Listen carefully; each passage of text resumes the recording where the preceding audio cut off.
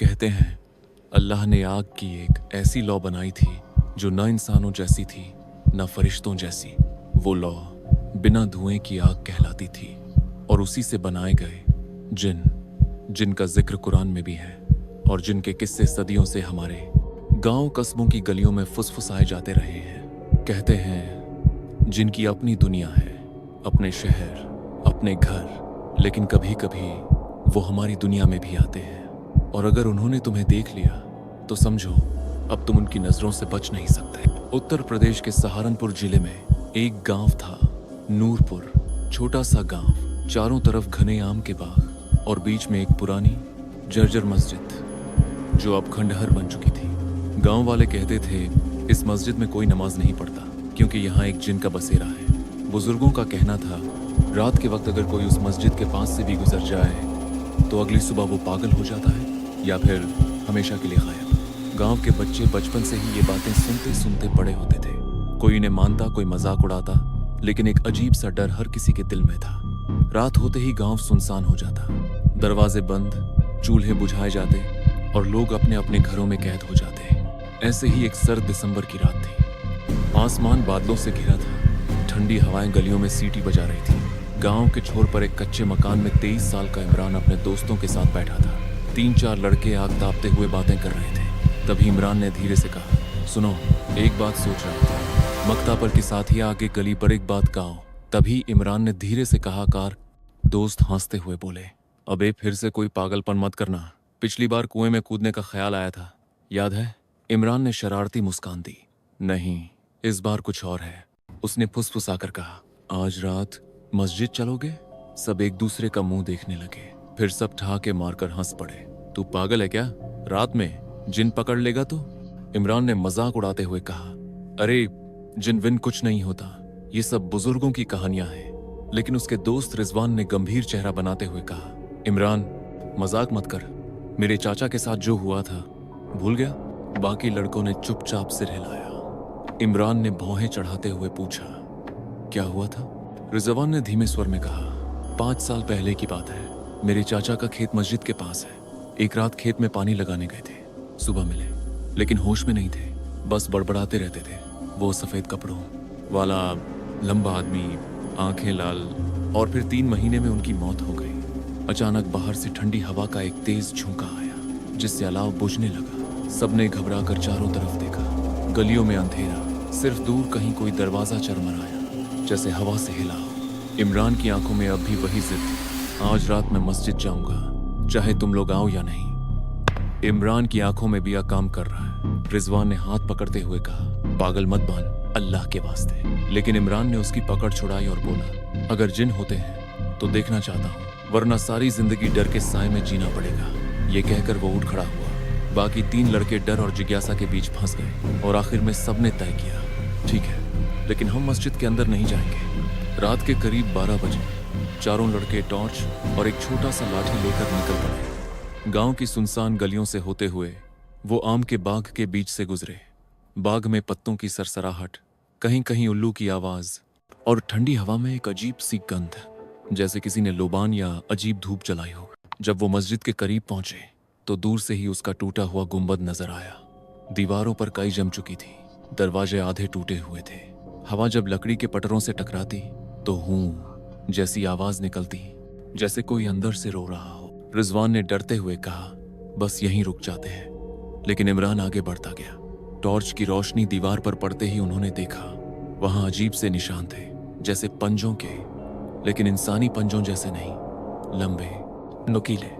इमरान ने दरवाजे को धक्का दिया और चर्रर की आवाज के साथ वो अंदर चला गया। बाकी 3 बाहर खड़े रह गए, लेकिन उनकी आंखें दरवाजे के अंधेरे में इमरान की हलचल खोज रही थी। अंदर घुप अंधेरा था, सिर्फ टॉर्च की पतली सी किरण पुरानी दीवारों, टूटे कालीन और जंग लगे लोहे के दरवाजों पर पड़ रही थी। इमरान धीरे धीरे मेहराब के पास पहुंचा, तभी अचानक उसकी टॉर्च बुझ गई। अंदर घुप अंधेरा छा गया। वो घबरा कर टॉर्च को झटकने लगा, ये कैसे? तभी उसकी पीठ के पीछे से एक धीमी भारी आवाज आई, क्यों आया? उसका दिल धक से रह गया। उसने पलट कर देखा, लेकिन वहां कोई नहीं था। अचानक ठंडी हवा का झोंका उसके कान से गुजरा और एक परछाई मेहराब के पास खड़ी हो गई। लंबा कद, सफेद कपड़े और आंखें लाल जलती हुई। इमरान की सांसें तेज हो गईं। उसकी आंखें अंधेरे में उस लाल चमक को घूर रही थी। टॉर्च अब भी बंद थी, लेकिन जाने कैसे वो चेहरा साफ नजर आ रहा था। लंबी सफेद दाढ़ी, चेहरा इतना पीला जैसे खून ही ना हो, और आंखें मानो अंगारे। कौन? इमरान के होंठ कांपते हुए बोले।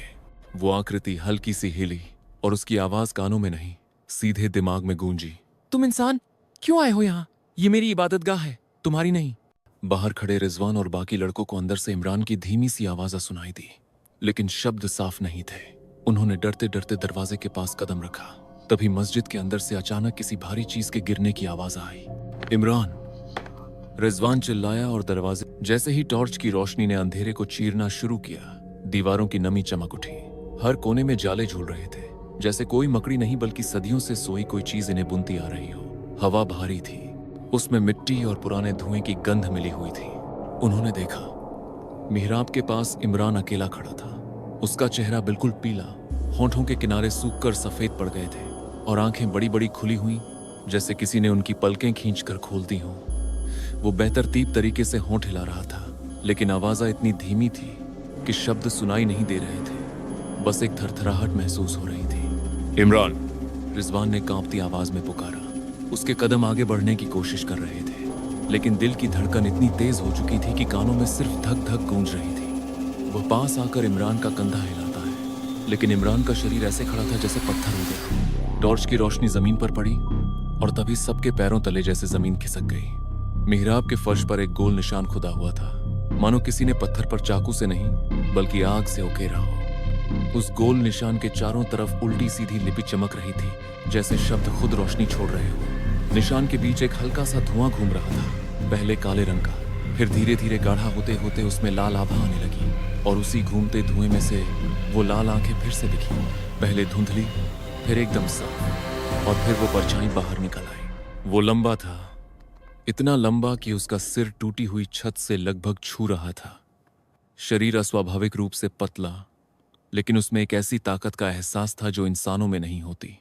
उसने सफेद कपड़े पहन रखे थे, पर वो कपड़े कपड़े जैसे नहीं बल्कि धुएं से बने हुए थे जो हवा में लहरा रहे थे। चेहरा आधा इंसानी, लेकिन आंखों में सिर्फ आग, और मुंह से निकली सांस ठंडी धुंध बनकर फैल रही थी। मैंने कहा था, उसकी आवाज मस्जिद की दीवारों से टकराकर कई गुना भारी होकर लौटी। ये मेरी इबादतगाह है। रिजवान ने हड़बड़ाकर इमरान का हाथ पकड़ा, लेकिन उसकी हथेली इतनी ठंडी थी जैसे बर्फ को छू लिया हो। चल यहां से, उसने जोर से कहा, मगर इमरान ने कोई जवाब नहीं दिया। उसकी गर्दन धीरे धीरे घूमी और उसके होंठ हिले, लेकिन आवाज उसकी अपनी नहीं थी। मैं नहीं जाऊंगा, अब ये मेरा घर है। ये सुनते ही बाकी दोनों दोस्त एक दूसरे को देखने लगे। उनकी आंखों में डर इतना साफ था जैसे कोई कांच के पीछे से झांक रहा हो। वो धीरे धीरे पीछे हटने लगे, लेकिन तभी मिहराब के चारों कोनों में पतली पतली नीली लपटें उठी। पहले छोटी, फिर लंबी होती गई और धीरे धीरे एक दायरा बनाने लगी। उस दायरे के बीच इमरान खड़ा था। उसकी आंखें अब पूरी तरह लाल हो चुकी थी और उसके होंठों पर एक अजीब सी डरावनी मुस्कान थी। धुआं इतना गाढ़ा हो गया कि सांस लेना मुश्किल हो गया। हर सांस गले में अटक रही थी, जैसे हवा में कोई अदृश्य हाथ पकड़ रहा हो। एक पल को उन्होंने साफ देखा, उस परछाई ने अपना लंबा हड्डियों जैसा हाथ इमरान के कंधे पर रखा। उसके छूते ही इमरान की पीठ हल्की सी झटकी, जैसे उसके अंदर कोई नई जान और शायद मौत भर दी गई हो। देर हो चुकी है, वो आवाज मस्जिद की दरारों से रिसती हुई बाहर आई। रिजवान और बाकी दोनों ने जैसे ही होश संभाला, वो लगभग गिरते पड़ते दरवाजे की तरफ भागे। उनके कदम पत्थरों पर फिसल रहे थे और पीछे से वो आवाज गूंज रही थी, तुम लौटोगे हर हाल में। जैसे ही वो बाहर निकले, मस्जिद का दरवाजा अपने आप बंद हो गया, इतनी जोर से कि बाग में बैठे चमगादड़ एक साथ उड़ गए। उन्होंने पीछे मुड़कर देखा। टूटे हुए गुंबद के अंदर लाल रोशनी धीमी धीमी टिमटिमा रही थी, जैसे कोई दिया बुझने से पहले आखिरी बार जल रहा हो। लेकिन फिर वो भी बुझ गया। उस रात के बाद इमरान कभी वापस नहीं आया। गांव वाले कहते हैं, ठंडी और सुनसान रातों में मस्जिद के अंदर से धीमी टूटी फूटी अजान की आवाज आती है और साथ ही एक फुसफुसाहट, ये मेरी इबादतगाह है। आज तक नूरपुर का कोई भी इंसान उस मस्जिद के दरवाजे के पास नहीं जाता, क्योंकि कहते हैं वहां जो एक बार अंदर गया वो कभी इंसान बनकर वापस नहीं आया।